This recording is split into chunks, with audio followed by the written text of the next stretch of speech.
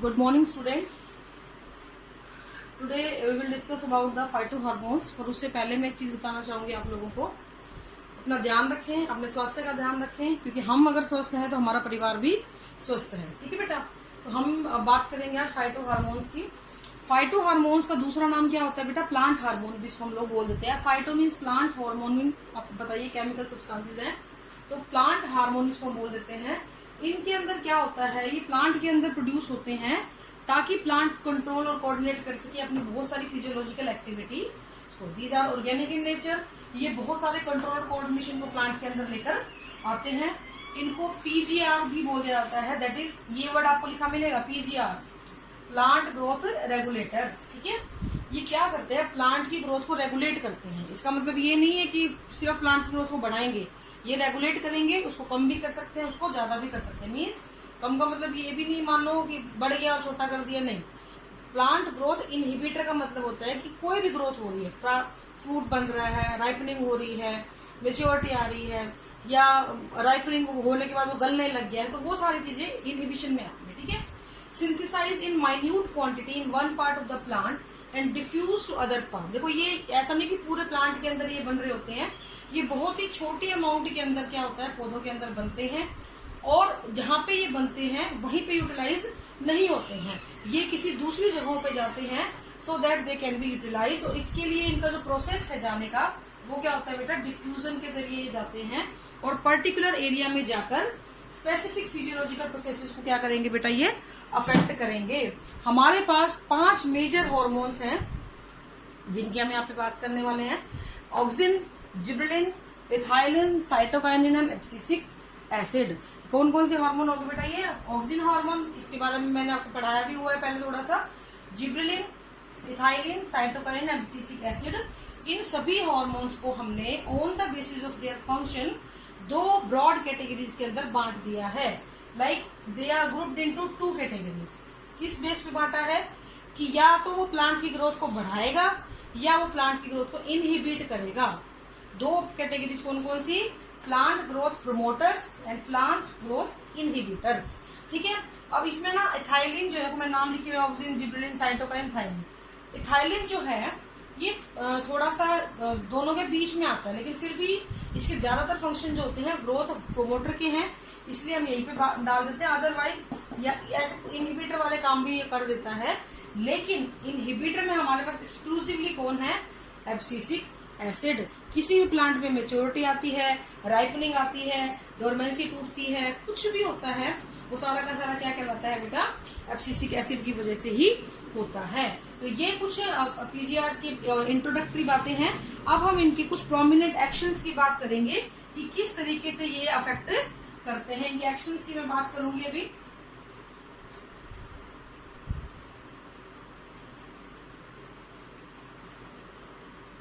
देखिए जरा, इनका जो फर्स्ट मेजर एक्शन होता है, ये क्या करते हैं?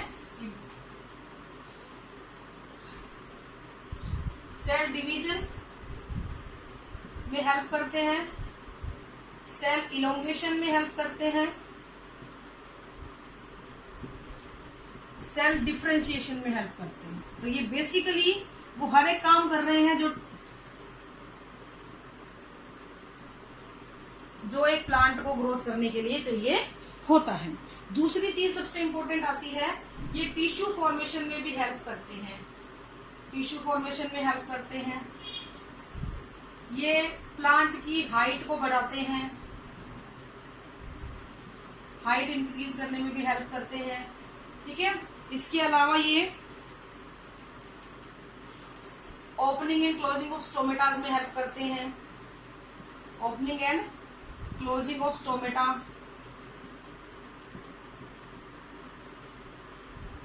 स्टोमेटा की खुलना और बंद होने के प्रोसेस को ये कंट्रोल करते हैं। ये फ्रूट के डेवलप होने को,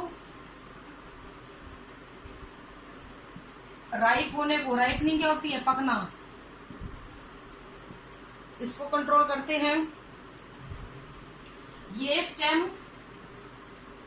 रूट एंड लीफ, इन तीनों की ग्रोथ को प्रमोट करते हैं। ये डोरमेंसी को ब्रेक करते हैं, डोरमेंट रखते हैं, सॉरी डोरमेंट भी रखते हैं सीड्स को, और ब्रेक द डोरमेंसी, डोरमेंसी को ब्रेक भी करते हैं। इसके बारे में मैं बात करूंगी क्या होती है। ये आपके लिए एक नया वर्ड है। इसका क्या मतलब है बेटा, यहाँ पे आपने अपने घरों में चने देखे होंगे, पड़े हुए थे, सबके घरों में होते हैं चने राजमा वगैरह। क्या वो पड़े पड़े बॉक्स डब्बों के अंदर पड़े पड़े उग जाते हैं? ऐसा हुआ है कभी? लेकिन अगर आप उनको ओवरनाइट भिगो दो, उनको आप भिगो देते हो अगर पूरी रात, फिर 1-2 दिन में वो जर्मिनेट करना शुरू कर देते हैं। तो वो जो कंडीशन थी, वो जो स्टेज थी जिसमें कि वो कभी भी अपने आप से उगे नहीं, दैट इज डोरमेंसी, डोरमेंट बोलते हैं। लेकिन जैसे ही आपने उसको गीला किया, उसके कुछ ऐसे हार्मोन एक्टिवेट हुए जिन्होंने उस डोरमेंसी को क्या कर दिया, ब्रेक कर दिया, जिसकी वजह से क्या होता है, सीड जर्मिनेट कर जाता है। सीड क्या कर जाएगा बेटा, जर्मिनेट कर जाएगा। ठीक है। इसके अलावा ट्रॉपिक या नास्टिक मूवमेंट में हेल्प करता है। हम पढ़ के आए सारे के सारे मूवमेंट, याद करिए जरा। फोटोट्रॉपिक मूवमेंट, जियोट्रॉपिक मूवमेंट, ठीक है, इसमें हेल्प करता है। इसके अलावा ये फॉलिंग ऑफ लीफ, पत्तियों का गिरना, पेड़ से पतझड़ आता है ना, फॉलिंग ऑफ लीव्स में हेल्प करता है। तो इसके अलावा एक सबसे इंपॉर्टेंट चीज एपिकल डोरमेंसी रखता है, एपिकल डोमिनेंस। जिस भी बच्चे ने कभी अपने आसपास एक कोई हैज देखी हो, देखो एक प्लांट का बनाना लक्ष्य होता है, एक हैज का बनाना लक्ष्य होता है। हैज बनाने के लिए हमें क्या करना पड़ता है, पौधे की लेटरल ब्रांचिंग को बढ़ाना पड़ता है।